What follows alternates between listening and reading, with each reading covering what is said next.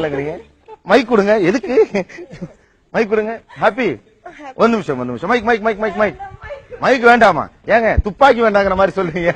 எதுக்கு மைக் வேண்டாங்க? வாங்க கம்மியார். எதுக்கு? ஏன் என்னாச்சு? இங்க வாங்க. சரி ஓகே. தமிழ் பெண்களுடைய சிறப்பு என்ன? உங்களுக்கு ஒரு பரிசு கொடுத்துருக்கோம். அது நீங்க பேசுனது பிடிச்சிருந்ததுனால.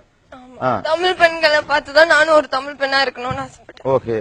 ஆனா எனக்கு திருக்குறள் எல்லாம் கத்துக்கணும்னு ஆசை. அப்ப நான் சொல்லுவேன், நானும் ஒரு நோட்ல ஒரு நாளைக்கு ஒரு லைன் எழுதி கொடுங்க, நான் டெய்லி அதை எழுதி எழுதி எழுதி கத்துக்கிறேன் அப்படின்னா.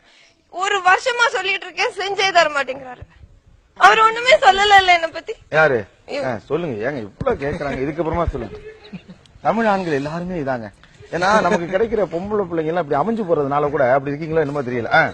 இல்ல என்னதான் சண்டை வந்தாலும் நான் 2 நாள் பேசாம இருந்தாலும் அவன் உடனே ஏன் என்ன ஏது உடனே பேசுறோம். என்ன அது அடுத்த செகண்ட்ல நான் அதாவது நான் ஏதாவது காலையில ஏதாவது பிரச்சனை ஆபீஸ் போயிருந்தாலும் அடுத்த செகண்ட் என்ன சாப்பிட்டியா என்ன எது சாப்பிடல சரி நான் கேட்கவே மாட்டேன். அப்பதான் ஃபர்ஸ்ட் சாப்பிட்டாச்சு கேட்கவே மாட்டாங்க. நானும் சரி வேணும்னே நான் சாப்பிடாமலே இருந்துருவேன். ஏன்னா எனக்கு தெரிஞ்சு நான் அவர்கிட்ட ஃபைட் பண்றதுக்கு ஒரே ஆயுதம் நான் சாப்பிடாம இருக்கிறது தான். ஸ்டார்டிங்ல எல்லாம் பிரெக்னெண்டா இருக்கும் போதெல்லாம் சாப்பிடாம இருந்தா அவர் ரொம்ப ஃபீல் பண்ணி கேட்பாரு, சாப்பிட்டியா சாப்பிட்டியான்னு கெஞ்சுவாரு. டெலிவரி முடிஞ்சிருச்சு, 7 months பேபியோட இங்க வந்தாச்சு, அதுக்கப்புறம் சாப்பிட்டாச்சான்னு கேக்குறதே கிடையாது. ஏங்க இங்க கொடுங்களேன்.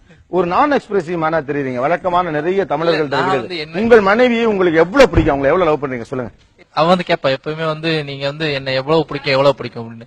அது எதுவுமே வந்து வார்த்தையால சொல்லிட்டோம் அப்படின்னா வந்து அதுக்கு அர்த்தமே இருக்காது. அதெல்லாம் கிடையாது. யார் சொன்னா இது? இந்த டயலாக் பேச தெரியாதனால சொல்றீங்களா என்னன்னு தெரியல. 1 மணி நேரம் ஆனாலும் பரவாயில்ல, 2 நாள் ஆனாலும் பரவாயில்ல, நானும் உட்காந்துட்டேன். இங்க இருந்து இப்ப நீங்க சொல்றீங்க how much you love your wife. இவ்வளவு அன்பான ஒரு மனைவி அதை ஆசைப்பட்டு எதிர்பார்க்கிறார்கள். உங்களை நம்பி கேரளாவிலிருந்து இங்கு வந்து தமிழக கலாச்சாரத்தையும் தமிழையும் கத்துக்கொண்டு உங்களுக்கு ஒரு வாரிசு பாருங்க.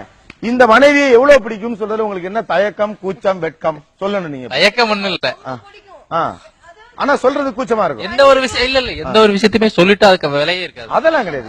இல்ல சார், நான் சொல்றேன், ஒரு சமையல் செஞ்சாலுமே சரி ஒரு வாட்டி கூட அதுக்கு கொஞ்சம் நல்லா இருக்கா கேட்டுட்டே இருக்கணும்.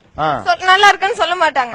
சரி, ஒரு புது ட்ரெஸ் போட்டா சரி எதுவுமே உள்ளே வச்சிட்டு இருப்பாங்க, அது நமக்கு தெரியுது. ஆனா ஒரு வார்த்தை சொல்றதுல என்ன இருக்கு? சொல்லுங்க. இந்தாங்க உங்க மனைவி எவ்வளவு பிடிக்கும் சொல்லுங்க.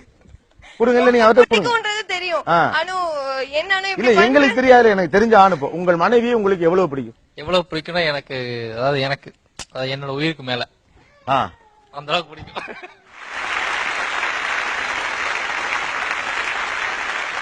உங்களுக்கு ஒரு சவால். இப்போ உங்கள் மனைவி மீது உங்களுக்கு இருக்கும் அன்பை நீங்கள் வெளிப்படுத்த வேண்டும். ஆனால் வார்த்தைகளால் பேசக்கூடாது.